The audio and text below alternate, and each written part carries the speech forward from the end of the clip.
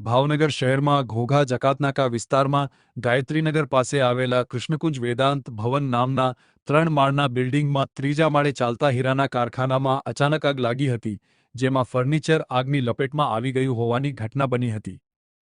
ઘોઘા જકાતનાકા પાસે ગાયત્રીનગર વિસ્તારમાં કૃષ્ણકુંજ વેદાંત ભવનમાં હીરાના કારખાનામાં ફર્નિચરમાં આગને પગલે ફાયર વિભાગને જાણ કરાઈ હતી. ફાયર વિભાગે 1 ગાડી પાણીનો છંટકાવ કરીને આગ બુઝાવી હતી.